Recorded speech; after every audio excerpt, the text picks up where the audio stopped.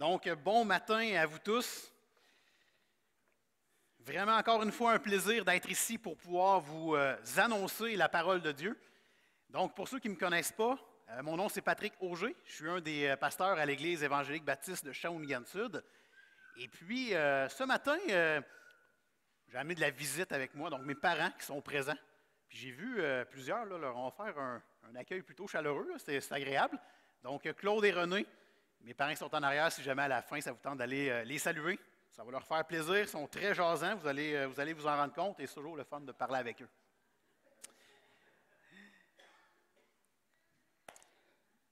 C'est bon de louer le Seigneur ce matin. Je ne sais pas, est-ce que ça a commencé dimanche passé ou l'autre d'avant? Ça ne doit pas faire très longtemps là, que vous avez quelqu'un en avant qui prend le temps d'amener des chants comme ça. Avec les restrictions sanitaires, ce n'était pas toujours évident. Ça a vraiment rapport avec le message de ce matin. Parce que ce matin, on va parler de la joie. Puis évidemment, on n'a pas besoin nécessairement de louer le Seigneur avec des chants. On doit louer le Seigneur, mais pas nécessairement avec des chants. On peut lire un psaume, on peut passer du temps de communion avec nos frères et nos sœurs. On peut juste, dans notre cœur, être joyeux en Jésus-Christ. Mais clairement, ce matin, ça fait du bien de pouvoir juste exalter le Seigneur, voir les chants et réfléchir à ce qu'on est en train de louer, à ce qu'on est en train de chanter. Et donc, on va parler de la joie ce matin. C'est le fun, j'entends des petits bruits joyeux. Moi, j'ai 3 filles. Hein, la plus jeune ne fait plus ces cris-là déjà, là, mais c'est tellement bon d'entendre ça, ces petits sons-là. Et donc, j'ai une question pour vous ce matin. On va parler de la joie aujourd'hui, OK? Une joie qu'aucune parole ne pourrait exprimer. Et ma question pour vous ce matin, c'est pensez à quelque chose que vous avez déjà vécu et que vous étiez juste sans mots, tellement que c'était une joie, un bonheur. Puis là, je ne veux pas tous entendre « Ah oui, quand j'ai reçu le Seigneur, c'était comme ça ». Tant mieux, c'est pas tout le monde que c'était comme ça, mais tant mieux si c'est ça, parce qu'on s'en va vers ça, vous avez compris ce matin. Mais là, restons au niveau cette semaine, là, ou dans la dernière année, qu'est-ce qui est arrivé là? Vous avez vécu une joie tellement profonde qu'il n'y avait juste pas de mots.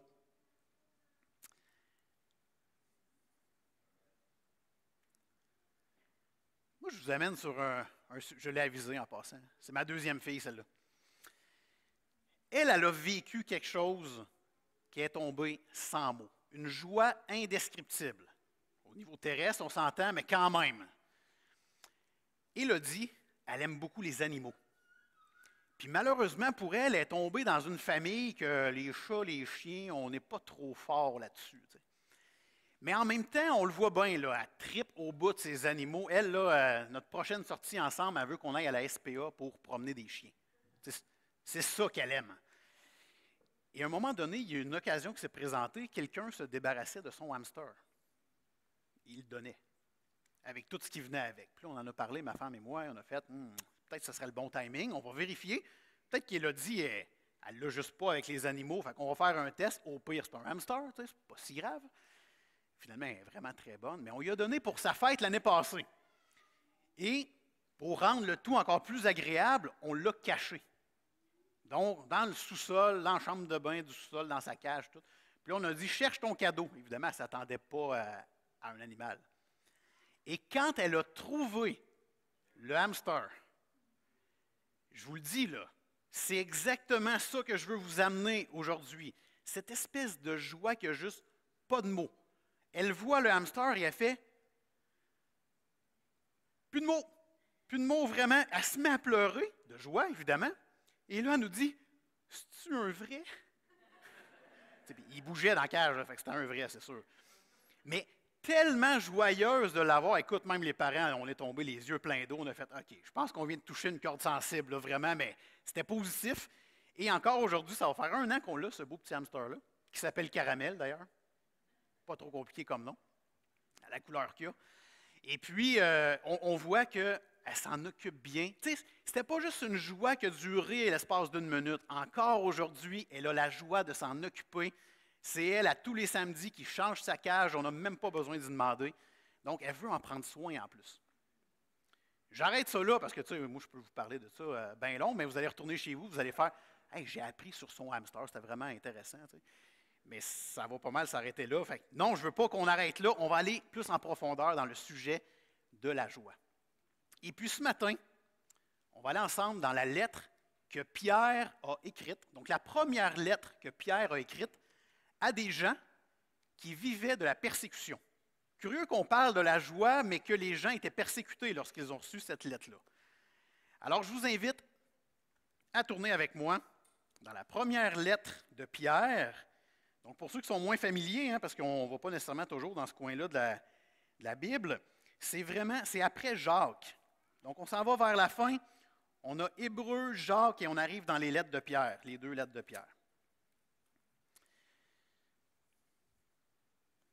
Tout d'abord, qui est Pierre?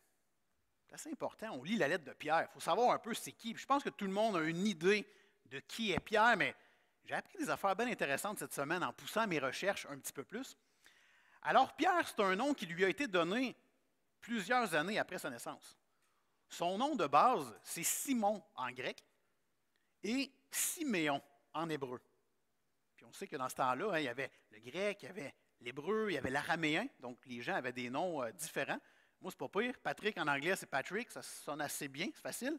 Mais je serais surpris en hébreu ou en chinois, en mandarin, mon nom peut-être qui est très, très différent. Alors, Simon, Siméon, c'est notre Pierre aujourd'hui. Il arrive d'une famille de pêcheurs, avec le E à accent, le petit chapeau, l'accent circonflexe. Certainement une famille de pêcheurs aussi. Mais les gens de sa famille pêchaient, faisaient de la pêche. Ça, c'est une chose vraiment intéressante qu'on voit dans Jean 1, mais c'est son frère André qui l'a conduit au Seigneur. Intéressant, dans la famille. Et on vit une situation semblable, nous, à l'église à Shawinigan-Sud. Un homme qui est à l'église a parlé du Seigneur à sa sœur, qui a été sauvée. Les 2 ont parlé du Seigneur à leur mère, qui est en train de se demander, non, mais je veux suivre Jésus, qu'est-ce que je dois faire? On est là présentement. C'est beau de voir ça dans la famille, ça se parle. Donc, cette joie-là qu'André avait, il a partagé à son frère Pierre, et on a le Pierre qui nous écrit la lettre d'aujourd'hui. Il devient l'apôtre de Jésus, et pas n'importe lequel, c'est celui dont on entend le plus parler dans les 4 évangiles. C'est celui qui va être vraiment en évidence dans ce qu'on lit. Et c'est quelqu'un, vous avez remarqué en lisant les évangiles, ce n'est pas quelqu'un de neutre. C'est quelqu'un d'émotif, c'est quelqu'un certainement très expressif, c'est quelqu'un qui n'a pas sa langue dans sa poche. Et c'est à ce moment-là que Jésus, lorsqu'il devient apôtre, ce Pierre-là, il ne s'appelait pas Pierre à ce moment-là, mais Jésus le nomme Pierre en grec et Céphas en araméen. Donc, quand vous tournez la Bible puis vous voyez, j'ai parlé avec Céphas, c'est Pierre. C'est le fun, ça, de savoir que c'est la même personne. Et, bien, Céphas, ça voulait dire caillou ou rocher, d'où le nom Pierre en grec. Il est marié, un des rares apôtres qu'on voit cette situation-là dans la Bible, et on voit que sa femme l'accompagne dans son ministère. Et on voit ça dans Marc, on voit ça dans 1 Corinthiens, soit qu'ils font le ministère à même leur maison, ou soit qu'ils se promènent ensemble. Et ça, moi, ça me touche beaucoup parce que, par exemple, quand je viens prêcher ici à l'église, ou quand je vais dans une autre église pour apporter le message, j'aime ça quand ma famille me suit. J'aime ça quand on reçoit des gens à la maison, que je ne sois pas tout seul avec eux. J'aime ça quand ma femme est là. Ça amène quelque chose de différent. Les enfants aussi qui voient comment qu'on veut vivre pour le Seigneur. Donc, je vois que Pierre le faisait avec sa femme. Après la résurrection et l'ascension de Christ, Pierre va prendre du galon au niveau des apôtres. Il est celui qui va donner le désir à tous de remplacer Judas. Donc, Judas, pour toutes sortes de raisons qu'on ne parlera pas ici, il a quitté, il est mort, et là, dans les apôtres, il en manquait un. Pierre va prendre en charge l'idée de le remplacer. On arrive dans Acte 2, vous vous rappelez la Pentecôte, les gens se mettent à parler de différentes langues, et certains disent « Ah, mon doux, ils sont donc bien sous eux autres, qu'est-ce qui se passe avec eux autres? » Puis Pierre leur dit « Là, vous êtes complètement dans l'erreur, ils ne sont pas sous ces gens-là, là. Ils viennent de recevoir le Saint-Esprit. » Et il arrive avec une prédication de l'Évangile. Il prêche le Seigneur Jésus et dit aux gens, celui que vous avez crucifié, c'est lui qui nous a sauvés. C'est lui qui a payé pour nos péchés. Il ne fallait pas avoir sa langue dans sa poche. Il fallait être vraiment sûr de nos croyances pour en arriver à ça devant des Juifs. Et coup de théâtre, qu'est-ce qui arrive dans Acte 2? Les gens, après ce message-là tellement impactant, s'en vont voir Pierre et ils disent, qu'est-ce qu'on doit faire là, rendu là? Et là, Pierre leur dit, repentez-vous. Demandez pardon pour vos péchés et soyez baptisés. Donc, c'est vraiment merveilleux de voir ce Pierre-là qui n'a pas peur d'annoncer l'Évangile. Je pourrais continuer longtemps comme ça. Malheureusement, Pierre et sa femme ont vécu la persécution. Et ça, c'est selon la tradition. Je suis allé fouiller un peu en dehors de la Bible. Selon la tradition, il a été obligé d'assister à la crucifixion de sa femme. Et pour encourager sa femme au moment qu'elle se faisait crucifier à la croix, il lui disait sans cesse, « Souviens-toi du Seigneur. Souviens-toi du Seigneur. » Il l'encourageait. C'était bien vu, la persécution, dans le sens que si c'était pour Christ, ça valait la peine. On ne vit pas ça, nous, au Québec, ici, actuellement, là, ce genre de persécution-là. Et quand ce fut le tour de Pierre, Pierre a dit à ceux qui géraient cette partie-là, il dit, « Je suis indigne d'être crucifié de la même manière que mon Seigneur. Pouvez-vous mettre la tête en bas? » Et ils ont accepté. Donc, il aurait été, selon la tradition, crucifié la tête en bas. Écoutez, c'est lui, Pierre, j'aurais pu aller plus loin, c'est celui qui a renié le Seigneur 3 fois. À 3 occasions, des gens lui ont dit, « Toi, tu connais Jésus, hein, pendant que Jésus s'enlignait pour se faire crucifier. » Et ce Pierre qui était si courageux, bien à ce moment-là, il a dit, « Non, non, non, je ne le connais pas du tout. Vous vous trompez. J'ai des sosies, j'ai une face de coin de rue, hein, vous me prenez pour quelqu'un d'autre. » Mais pendant 3 fois, il a fait ça. Et pourtant, le Seigneur Jésus s'est servi de lui malgré ses faiblesses. Moi, ça m'encourage énormément d'entendre ça. Regardons le contexte de la première lettre de Pierre. Alors, le thème de la lettre, c'est l'espérance en temps de souffrance. Il faut savoir que la lettre a été écrite dans les années 64-65, pas 1964-1965, 64-65, un peu après la destruction de Rome. Sachez que Rome a passé au feu, puis on ne parle pas d'un feu de cheminée, là. C'était la ville qui était rasée à cause d'un incendie. Les gens dans l'Empire romain ont dit que c'est fort probablement l'empereur Néron qui a fait ça, parce que cet homme-là avait une soif insatiable de construire. Et donc, des fois, pour construire, il faut détruire ce qui est laid pour construire quelque chose de plus beau. Les gens ont dit, c'est sûr, c'est Néron qui a fait ça. Néron, il a fait, « Ah ben, on m'accuse. » Fait que Néron, il a dit, « C'est pas vrai qu'on va m'accuser comme ça. On va changer ça, puis on va mettre ça à la faute des chrétiens. » Et donc, il a parti la rumeur que c'était de la faute des chrétiens si Rome était en train de se faire détruire. Il faut savoir que les chrétiens n'étaient déjà pas très aimés à ce moment-là, parce qu'ils étaient associés aux Juifs. Et les Juifs en avaient contre la culture romaine. Ils trouvaient que la manière de fonctionner n'était pas ce que Dieu nous demandait. Les chrétiens, pour plupart, c'était le prolongement des Juifs. Et donc, on dit, c'est la faute des chrétiens. Et s'en est suivi une persécution monstre. La rumeur s'est propagée dans l'Empire romain. Et on a la lettre de Pierre qui arrive à ce moment-là. On a des chrétiens qui ont peur. On a des chrétiens qui sont fiers d'appartenir au Seigneur Jésus, qui savent qu'il y a une joie meilleure qui les attend que les persécutions actuelles. Mais quand même, si on vivait, nous, la persécution aujourd'hui, certainement que plusieurs d'entre nous vivraient de l'anxiété à l'intérieur. Et Pierre écrit sa lettre-là justement pour offrir de l'espérance en temps de souffrance. Le but de la lettre, c'est de tenir ferme devant l'épreuve et la persécution. Donc à l'époque, c'est surtout la persécution, mais on peut rentrer là-dedans la souffrance, toutes sortes d'épreuves. Et c'est de développer une bonne conduite dans un monde hostile. Alors, c'est envoyé à des chrétiens qui vivent dans l'Empire romain. Ils ne sont pas aimés, là. Donc, c'est clair qu'il faut quand même, en tant que croyant, suivre le Seigneur Jésus, donc développer une bonne conduite dans un monde hostile. Le plan pour ce matin, après ça, on va aller en prière. Vous allez voir la manière dont je vais fonctionner. Premièrement, là, je veux vous dire, la dernière fois que j'étais venu ici, je vous avais dit que le message, c'était comme de la viande. Vous vous rappelez de ça? C'était un gros steak. Puis il y en a qui sont venus me voir après et ont dit « Hey, merci, c'était très intense, mais on avait besoin de ça. » Il y a des moments dans la vie qu'on a besoin du lait maternel, puis il y a d'autres moments dans la vie qu'on a besoin d'un gros steak. Aujourd'hui, je vous dirais que le message, c'est riche. Pensez à une bonne crème 35%, là. C'est bon, hein? Mais tu sais, c'est riche. Un gâteau au fromage, c'est très bon, mais 12 dans la même journée, ce n'est pas la solution nécessairement. Il faut prendre le temps de digérer avant d'aller trop vite. Ce matin, c'est riche. Je vais vous demander une chose, de retenir une seule chose du message.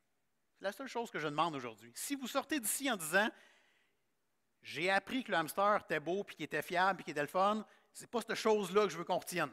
Mais si vous avez appris quelque chose sur la joie d'appartenir au Seigneur Jésus, amen. Vous êtes dans la bonne direction. Alors, on va voir dans les versets 1 et 2 les salutations de Pierre. On commence la lettre. On va voir comment il salue les gens, à qui il s'adresse. Les versets 3 et 5, on voit la joie dans la future récompense céleste. Donc, il y a moyen d'avoir une joie terrestre, mais ce n'est pas assez. Il faut aller au-delà du niveau terrestre. Dans les versets 6 et 7, on voit la joie malgré les souffrances. C'est un peuple qui est persécuté. Il faut être joyeux quand même là-dedans. Comment Pierre s'y prend pour annoncer ça? Les versets 8 et 9, on voit la joie inexprimable de la connaissance de Christ. Appartenir au Seigneur Jésus, c'est une joie qu'on peut difficilement expliquer ou exprimer. Il n'y a pas de mots pour décrire cette joie-là. C'est comme trop profond, mais ce n'est pas non plus la manière. Tu sais, je n'ai pas toujours le sourire en dansant là, dans la rue parce que je suis chrétien. C'est comme une autre sorte de joie, une joie profonde, permanente. Et finalement, les versets 10 et 12, qui selon moi, probablement les plus compliqués du message de ce matin, on voit que les prophètes et les anges sont émerveillés par ton salut. Donc oui, on va parler un peu des prophètes. C'était qui eux autres à l'époque?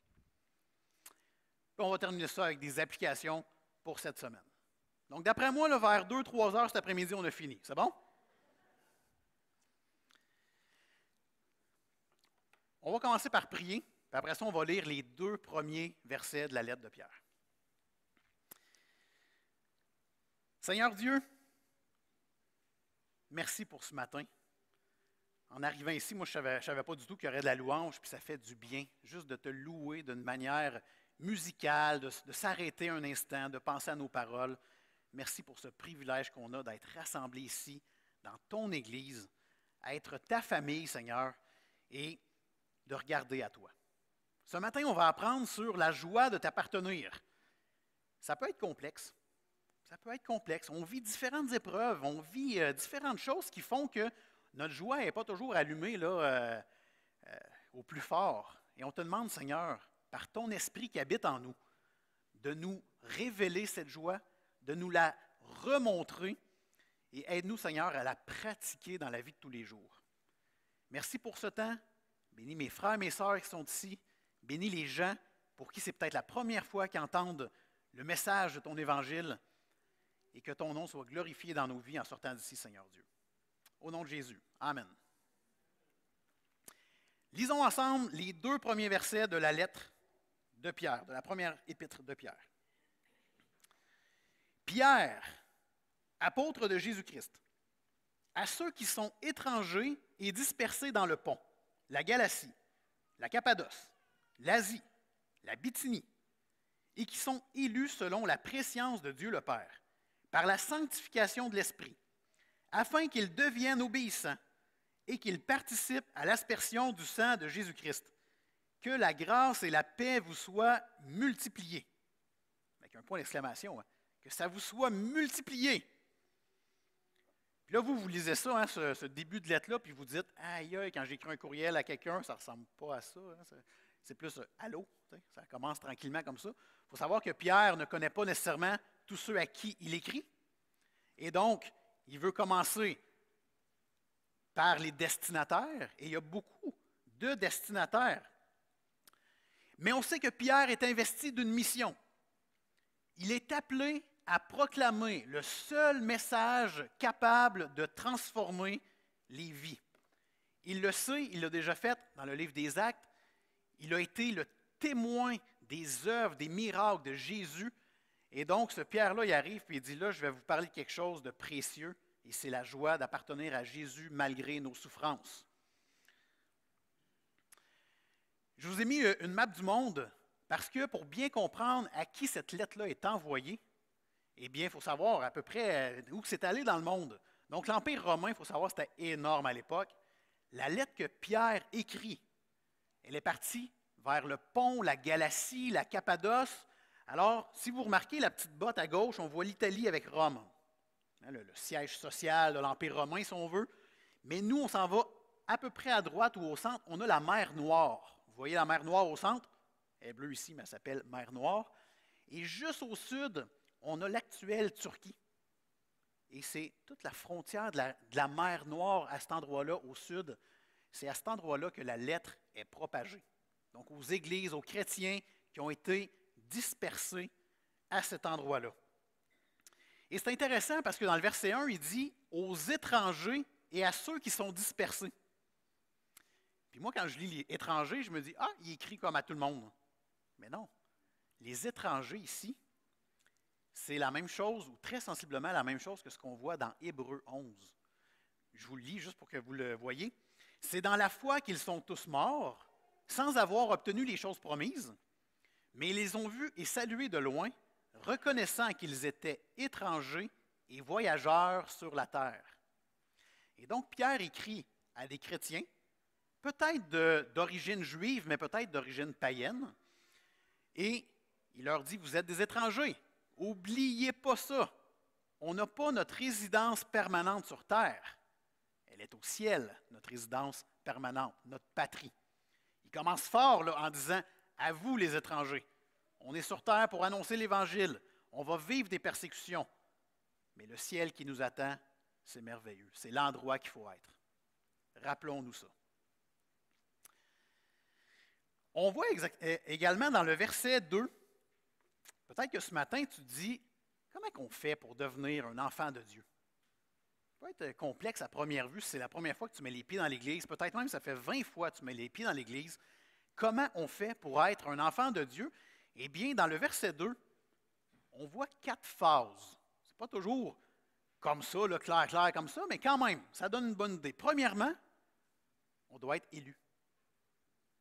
C'est Dieu qui élit ses gens, qui élit ses enfants.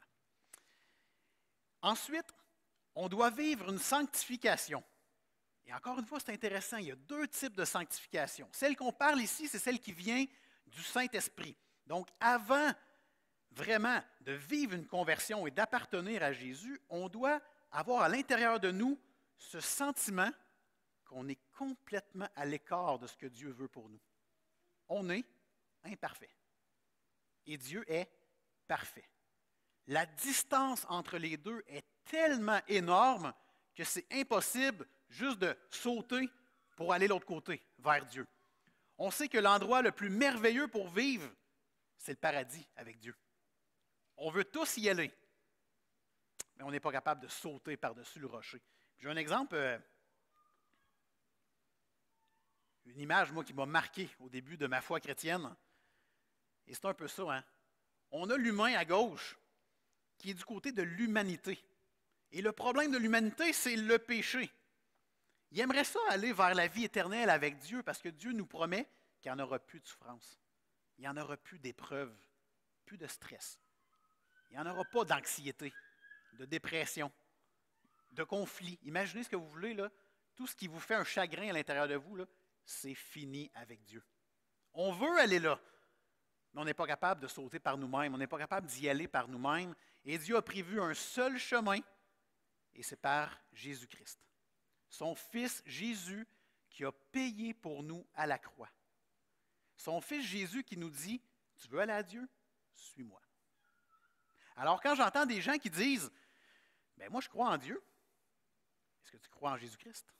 Ouf, là, ce petit bout-là, là, attends un peu, là, parce que c'est vrai que ça peut être facile de dire qu'il y a un créateur. Je pense qu'il y en a beaucoup au Québec qui croient qu'il y a un créateur. Mais lorsqu'on leur parle qu'il a envoyé son Fils Jésus mourir à ma place pour mes péchés, oh là, ça devient un peu plus, ça demande un engagement, ça demande un sacrifice. Ça veut dire qu'il faut laisser notre vie à quelqu'un d'autre et on laisse diriger sachant que ça va être mieux. Mais avant d'arriver à penser que ça va être mieux, des fois, on a beaucoup de réflexions. Bref, Jésus a payé pour nous. Et je vais juste revenir ici. Il faut savoir aussi c'est quoi le salut. Peut-être que quelqu'un vous a déjà dit, « Hey, As-tu le salut en dedans de toi? Moi, la première fois que je me suis fait dire ça, je n'ai rien compris. C'est quoi ça, le salut? Eh bien, le salut, c'est le fait d'échapper à la mort. Retenez juste ça, là, vous avez déjà un bon bout. Le salut, c'est le fait d'échapper à la mort pour garder ou même avoir un état heureux et prospère pour toujours. Donc, réfléchissez de cette façon-là. Ça nous amène bien justement aux 4 phases de la nouvelle naissance. Si je veux être un enfant de Dieu, je dois être élu par Dieu, je dois être sanctifié par le Saint-Esprit, donc il m'amène à croire que je dois être repentant. J'ai péché, et je dois demander pardon pour mes péchés. Ça m'amène tout ça à la conversion. Donc la conversion, c'est vivre dans une espèce de système puis se rendre compte que ce n'était pas le meilleur. Switcher de système puis aller dans le meilleur. C'est ça, la conversion. Et finalement, bien, tout ça nous amène certainement à des bénédictions terrestres. Peut-être que c'est facile pour nous, les Québécois, de trouver des bénédictions terrestres, mais si je vais en Syrie, pour un chrétien, ça va être extrêmement difficile d'en trouver. Il va être capable quand même. Mais ce qu'on doit se rappeler, c'est que les vraies bénédictions sont célestes. Notre place nous est réservée au ciel, à côté de Dieu, avec Dieu pour toujours. Moi, ça, toute la semaine, j'ai dit, juste ça, ça devrait être ça, la joie, là. Pas s'en faire pour la vie. J'ai pas peur pour si ma paye va rentrer jeudi. J'ai pas peur pour comment que mes enfants vont vivre. Je fais confiance à Dieu. Et que ça nous libère d'un fardeau, ça fait du bien. Regardons maintenant les versets 3 à 5. Béni soit Dieu, le Père de notre Seigneur Jésus-Christ, qui, selon sa grande miséricorde, nous a régénérés pour une espérance vivante, par la résurrection de Jésus-Christ d'entre les morts, pour un héritage qui ne peut ni se corrompre, ni se souiller, ni se flétrir. Il vous est réservé dans les cieux, à vous qui, par la puissance de Dieu, êtes gardés par la foi pour le salut, prêt à être révélé dans les derniers temps. Il y a du stock là-dedans, hein? Juste ça, là. C'est quelque chose. J'essaie de vous sortir vraiment là, des petits éléments qu'on va regarder ensemble. Les versets ici nous parlent, entre autres, de notre nouvelle identité. Avant de connaître le Seigneur Jésus, mon identité, ou si on prend les gens du premier siècle à qui c'était écrit cette lettre-là, leur identité était dans le peuple dans lequel ils vivaient. Je suis le peuple de Dieu, je suis juif, et donc, c'est ça que je dois être, c'est mon identité. Tu n'es pas juif? Ah, ton identité, c'est d'être un non-juif, ou un grec, ou peu importe quoi d'autre. Nous, aujourd'hui, c'était quoi notre identité avant de connaître le Seigneur Jésus? Souvent, on l'apprend dans notre travail. Hein, combien de fois on parle à des gens et on dit « Qu'est-ce que tu fais dans la vie? » Ah, moi, je suis répartiteur. Ou je suis physiothérapeute. Puis, sérieux, il n'y a rien de mal à ça. Mais d'aller chercher notre identité là-dedans, il faut juste se rappeler qu'un jour, on va être à la retraite, donc ça ne tiendra plus. Parfois, on va aller chercher notre identité dans notre famille. Moi, je viens des Auger.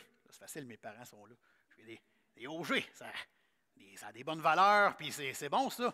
Mais quelqu'un d'autre, puis je nommerai pas le nom de famille, mais j'ai un ami à Mont-Carmel, Shawinigan, qui, lui, est peut-être un peu moins fier de dire son nom de famille, parce que c'est associé aux criminels de la place. Mais lui, il n'en est pas un, sauf que quand on entend son nom de famille, on fait « T'es-tu parent avec un tel? » Oui. C'est un peu ça. C'est une identité qu'on doit vraiment mettre de côté. Nous avons une nouvelle identité en Jésus-Christ. Nous sommes des enfants de Dieu. Alors pour toi, ce matin, peut-être qu'il vit toutes sortes de luttes. Peut-être que vous avez un problème avec l'anxiété. Peut-être que vous avez été victime d'un acte quelconque. Je vous en supplie, n'allez pas chercher votre identité là-dedans. Ne vous voyez pas comme une victime éternelle. Oui, vous avez été victime de quelque chose, ça se peut, mais vous n'êtes pas une victime éternelle. Ne vous voyez pas dans votre problème. Ah, moi, je suis vraiment anxieux. On le dit de même, mais pensez-le pas à l'intérieur de vous. Dites plutôt, je suis un enfant de Dieu qui lutte avec l'anxiété. Ça serait plus actuel pour nous, les chrétiens. On a également une nouvelle espérance. C'était quoi mon espérance avant de connaître le Seigneur Jésus? La tombe. L'incinération? Quoi d'autre que ça quand on ne connaît pas le Seigneur? C'est ça mon espérance. Donc, ce n'est pas très intéressant. Notre nouvelle espérance, c'est le fait qu'on a un héritage qui nous attend au ciel. Ça, c'est de l'espérance. Et c'est ça qui devrait me donner le sourire quand je vis des moments difficiles. Et si je comprends bien ma nouvelle identité et ma nouvelle espérance, bien, je vais mieux comprendre la nouvelle famille dans laquelle je fais partie. Donc oui, nous avons tous notre famille biologique. Il y en a qui ont eu des bonnes familles, il y en a qui ont eu des moins bonnes familles, mais nous avons toutes une famille en Dieu le Père. Notre papa, pour ceux qui sont en Jésus-Christ, c'est Dieu le Père. On est réunis ici, pas nécessairement parce qu'on a des affinités communes.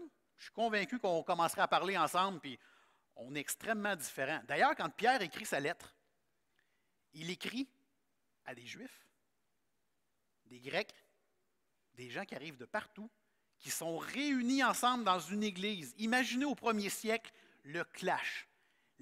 Les gens regardaient ces églises-là et ils faisaient « Non, mais ça ne marche pas pantoute, des Juifs et des Grecs dans le même temple ou dans la même église. » Pour eux, là, ça faisait un non-sens total. Mais pour Jésus, c'est ça qui fait du sens.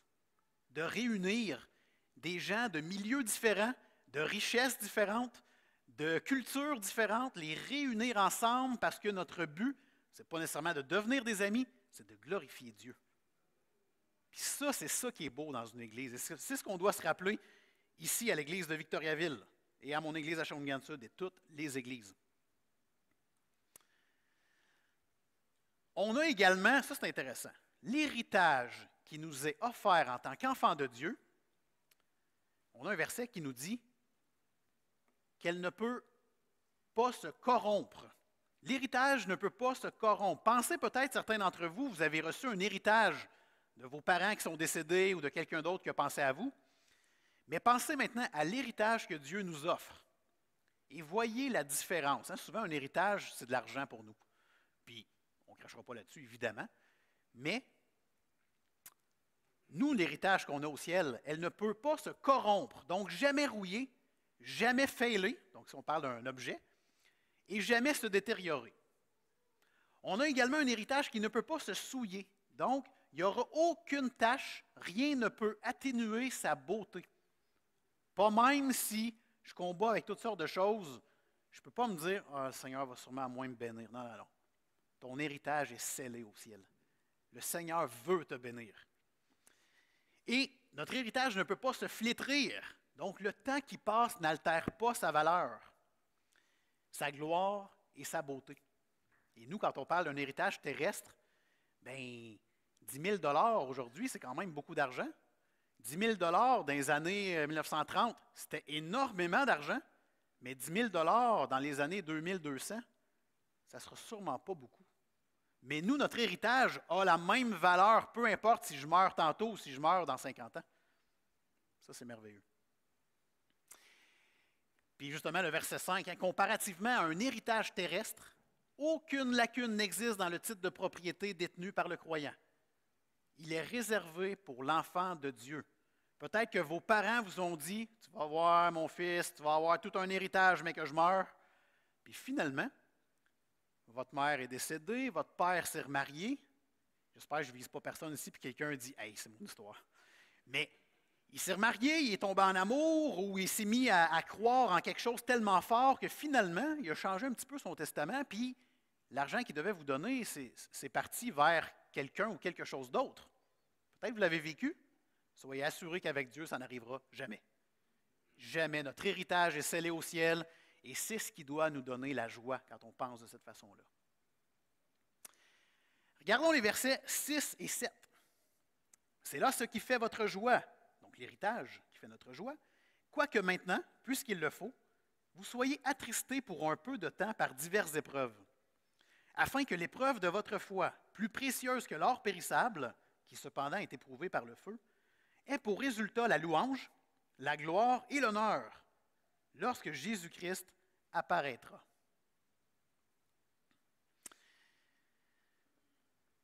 Ce passage-là nous parle des épreuves. Très clairement ici, Pierre parle de la persécution. Il se base beaucoup là-dessus. Par contre, on voit aussi qu'il parle de diverses épreuves. Et c'est important de savoir certaines choses sur ces fameuses épreuves-là qu'on peut encore appliquer aujourd'hui, en 2021, à Victoriaville. Premièrement, les épreuves ou les difficultés ne durent pas. Hein, le passage nous dit que c'est pour un temps. Et puis, peut-être que ça va être pour un temps terrestre, mais certainement que quand on va arriver avec le Seigneur, ça va être fini. Elle vise un but. Chaque fois qu'on a une épreuve, ce n'est pas de manière gratuite. Tu sais, par exemple, tu marches dans la rue, puis quelqu'un arrive, il te donne une claque d'en face, puis il s'en va. Ça, c'est gratuit, là. Tu dis, ça n'a aucun rapport. Le Seigneur, quand il permet des épreuves, ne le fait pas de manière gratuite.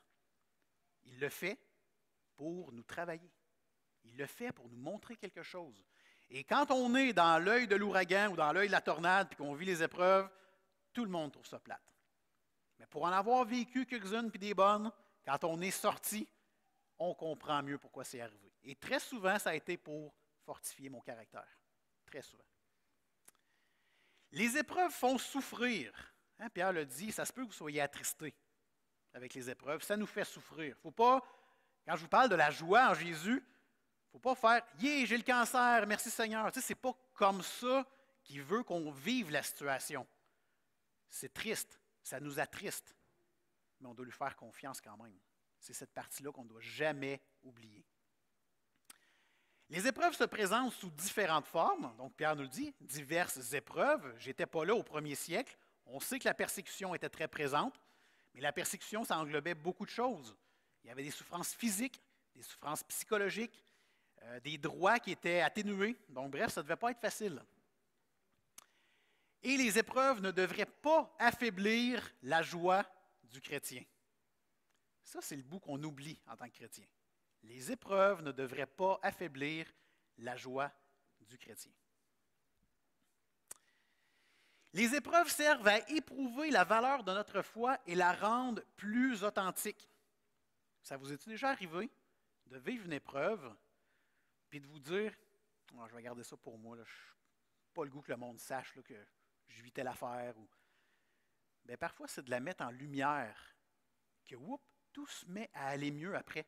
Comme si le Seigneur voulait qu'on se confie à un frère, à une sœur, qu'on prie les uns pour les autres, ce que la Bible nous enseigne d'ailleurs. Hein? Réjouissez-vous avec ceux qui se réjouissent, pleurez avec ceux qui pleurent. Entourons-nous les uns les autres, prenons soin les uns des autres, puis quand on vit des épreuves, soyons ensemble. Et c'est là qu'on va voir une foi authentique. Moi, si j'arrive en avant à toutes les fois, puis je vous dis « Ah, boy, ça va bien dans ma vie », un jour, vous allez vous dire « C'est un vrai menteur, le gars, là. » C'est ça qui va arriver, là. Donc, j'aime mieux que vous sachiez, j'aime mieux être transparent avec vous. C'est sûr qu'il y a des choses à la chair ici, là, on ne va pas nécessairement dire devant 100 personnes, mais en privé ou peu importe où, j'aime mieux que vous voyez le vrai Patrick Auger, puis vous n'aurez jamais de surprise, mais en plus, vous allez avoir le goût de prier pour moi, puis vous allez peut-être avoir le goût de vous confier à moi. Et c'est là qu'on va développer une relation ensemble. Il y a un prédicateur des années 1900 qui vivait des terribles épreuves et qui a dit, parlant de la joie en Jésus-Christ, « Je ne m'attendais jamais à trouver une fontaine au milieu d'un désert aussi peu prometteur. » Il vivait des épreuves terribles. Il avait l'impression qu'il était dans le désert. Pas d'eau, pas de nourriture, rien. Et en Jésus-Christ, il a trouvé la fontaine qu'il avait besoin. Ce sentiment que quelqu'un prend soin de nous. Je pense à Jésus qui dit à une femme, entre autres, hein, « Si tu viens à moi, tu n'auras plus jamais soif. » Puis spirituellement, c'est totalement vrai. On regarde les versets 8 et 9 maintenant. Vous l'aimez sans l'avoir vu. Donc vous aimez Jésus-Christ sans l'avoir vu. Vous croyez en lui sans le voir encore. Vous réjouissant d'une joie merveilleuse et glorieuse, parce que vous obtiendrez le salut de vos âmes pour prix de votre foi.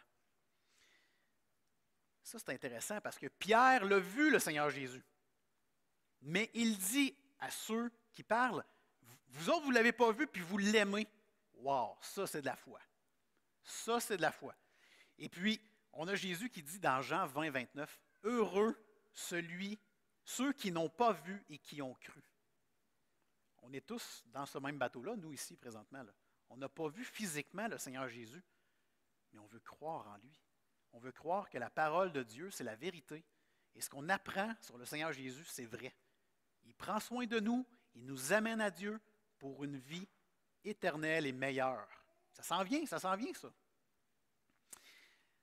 Donc, chose intéressante ici, c'est que la joie du chrétien ne dépend pas des circonstances terrestres, mais du Christ ressuscité et glorifié à la droite de Dieu.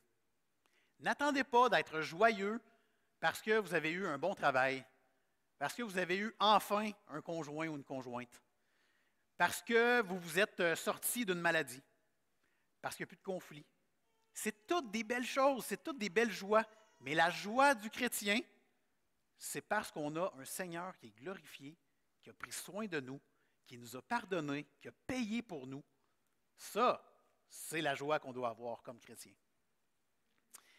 Et, phrase difficile ici, mais vous allez bien comprendre, je suis sûr, OK? Il est tout aussi impossible de priver un chrétien de sa joie que de détrôner Christ de son trône de gloire, car les deux vont de pair. Je vais vous la poser en bon québécois. Là, je vais vous poser une question en lien avec cette affirmation-là. Si aujourd'hui, tu n'as plus de joie en Jésus, ça se peut, on le vit tout, hein, des moments plus difficiles. Posez-vous la question.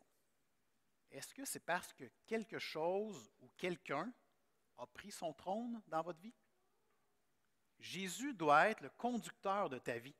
Tu es assis sur le siège du passager, là. C'est le Seigneur Jésus qui conduit. Mais si tu n'as plus la joie en Jésus, ça se peut-tu que tu aies repris le volant? Ça se peut-tu que tu aies assis quelqu'un d'autre? Puis qu'on ait dit à Jésus, gars, sors un peu, là, je vais faire ma vie, je vais venir te rechercher plus tard. Réfléchissons à ça. La joie du chrétien ne part pas si c'est Christ qui est assis sur le trône de ta vie.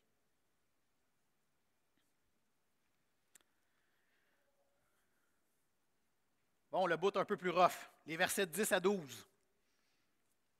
Écoutez bien, hein, puis essayez de réfléchir. Les prophètes qui ont prophétisé touchant la grâce qui vous était réservée ont fait de ce salut l'objet de leurs recherches et de leurs investigations.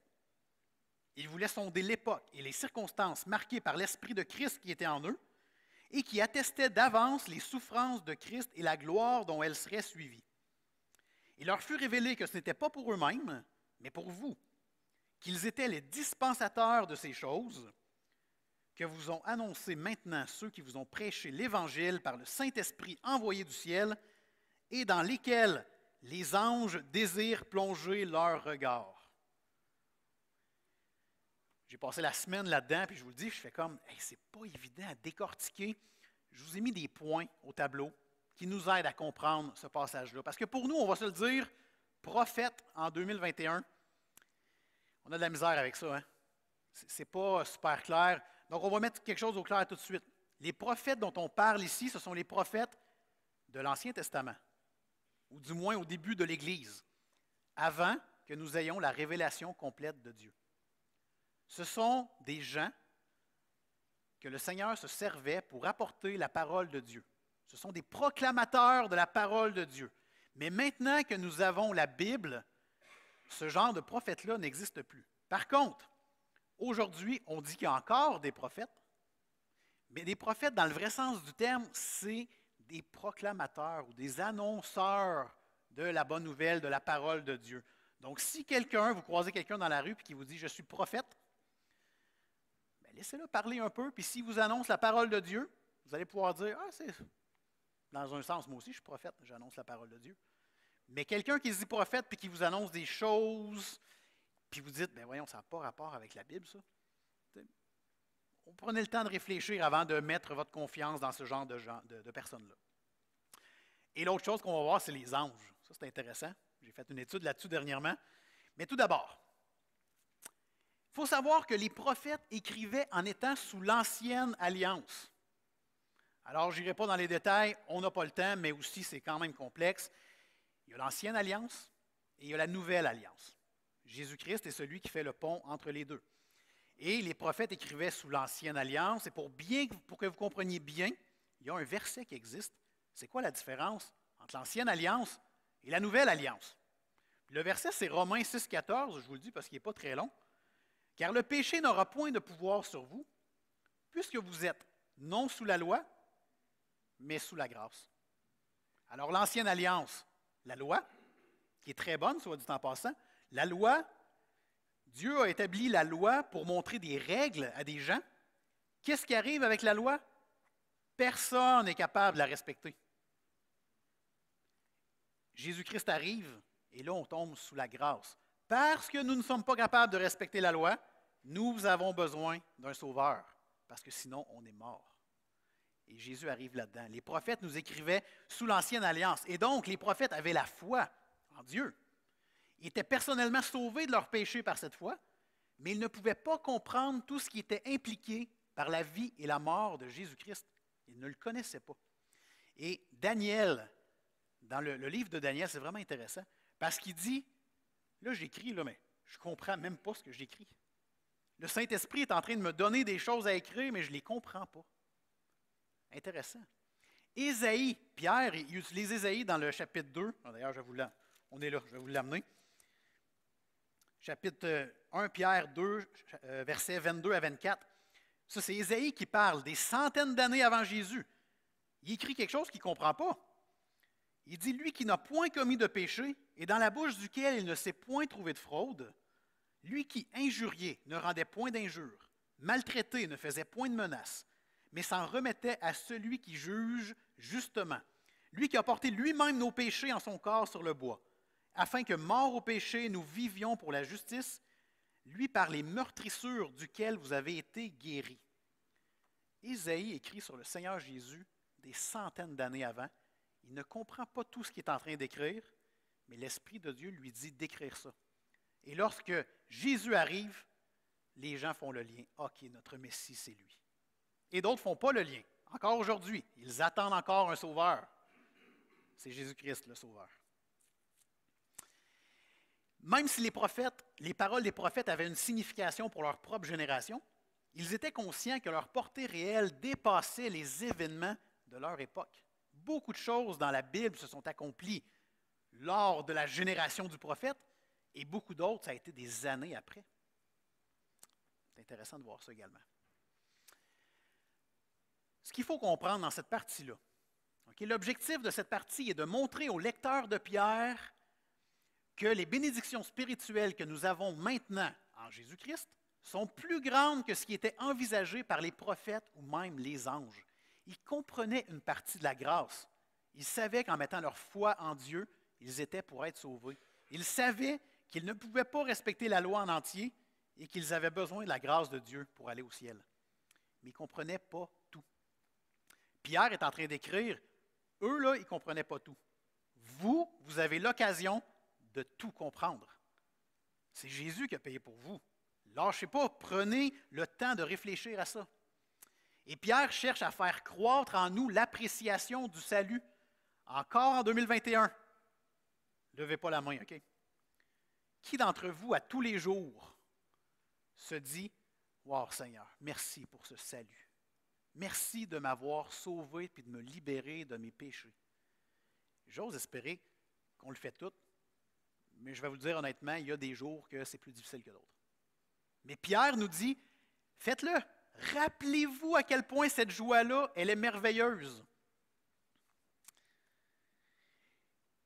Et puis, verset 12 nous parle que même les anges, comment ça dit ça, verset 12 à la fin? Attendez un petit peu, là.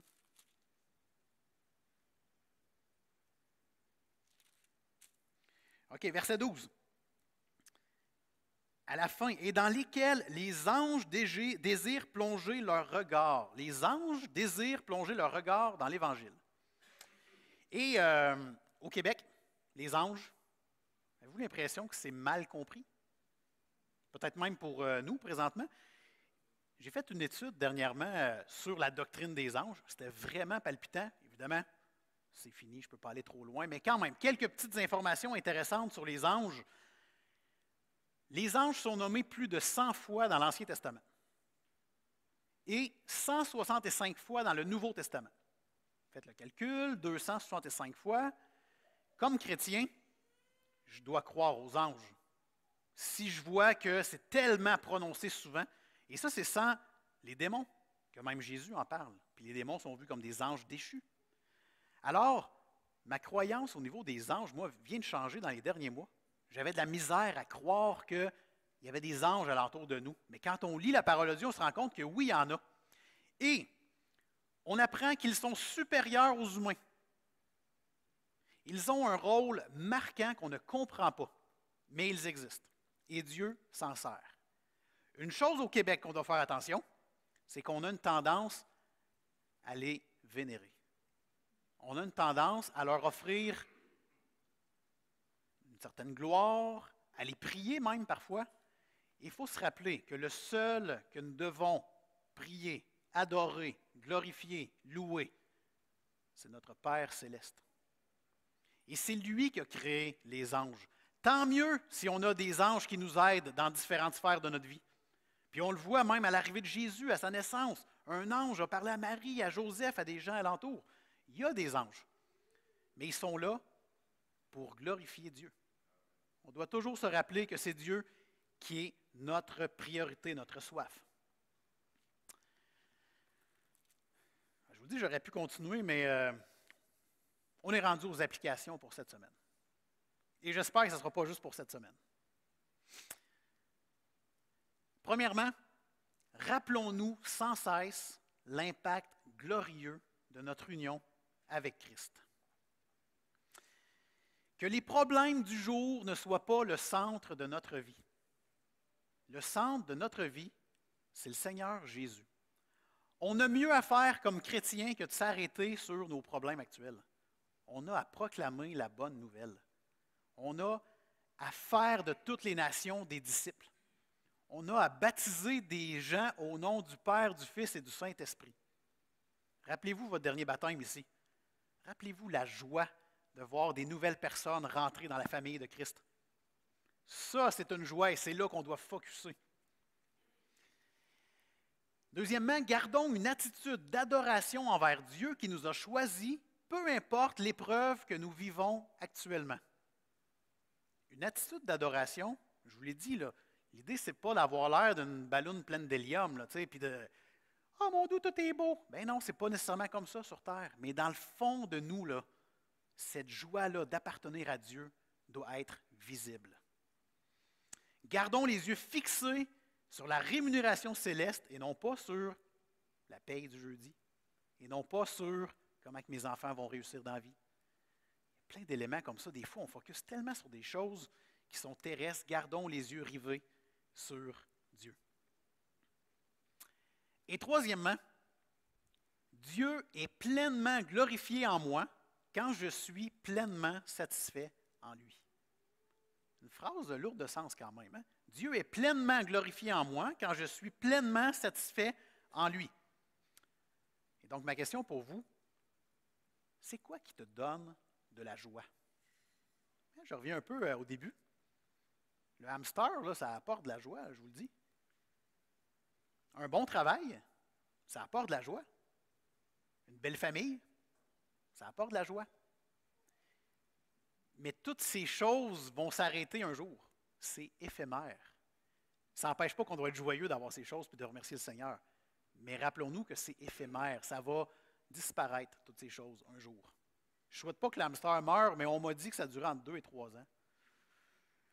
En tout cas, il doit être à la fin. Hein? Il a dit, part pas tout de suite en pleurs, là, il doit être à la fin, mais il nous reste encore peut-être une bonne année, on espère. Mais, est où votre vraie joie? La vraie joie, c'est vraiment de faire confiance au Seigneur dans notre vie. C'est de dire, non, mais j'étais tellement dans une traque qui ne fallait pas, il faut que je me sorte de là, puis heureusement, le Seigneur, par son esprit, m'a amené dans le bon chemin. C'est de croire, puis je prends souvent cette expression-là, mais je l'aime tellement visuellement, elle m'attire. C'est de croire que j'étais tellement pécheur que je méritais d'aller en prison pour la vie. Puis il y a Jésus qui est arrivé, qui a ouvert la porte, puis qui a dit, « Pat, sors de là, j'ai payé pour toi. Je vais prendre ta place. » C'est ça que Jésus a fait pour moi à la croix. Il a pris mes fardeaux, mes péchés, même ceux que je commets encore aujourd'hui, demain, hier, et il m'a pardonné. Et grâce à ça, j'ai la joie qu'un jour, je vais être avec Dieu pour toujours. Si vous pouvez juste retenir ça aujourd'hui, qu'on a de quoi de meilleur qui nous attend au ciel. Je vois déjà des sourires. Ça, je trouve ça le fun. Peut-être parce que ça finit. Ça se peut que ça soit le sourire pour ça. Mais je suis convaincu, plusieurs d'entre vous, dans leur cœur actuellement, vous vous dites, « Ah, c'est vrai qu'on a une espérance grandiose. » Amen. On va prier. Merci Seigneur Dieu pour ton amour. Merci pour cette grâce imméritée.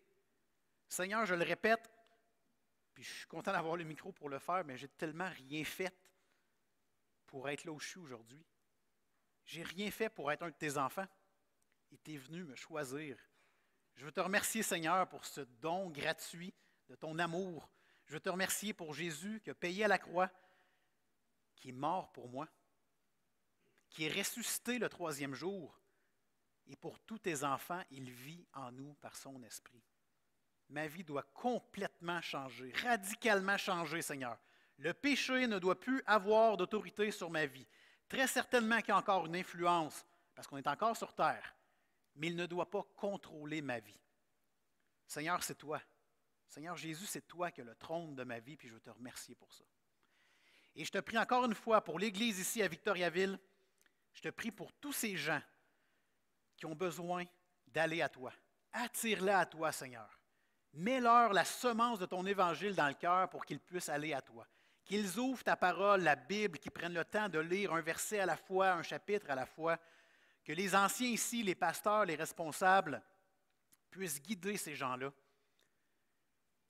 Rends ton peuple nombreux, Seigneur. On veut voir des gens qui se font baptiser, des gens qui prennent position pour toi dans ce monde hostile, certainement.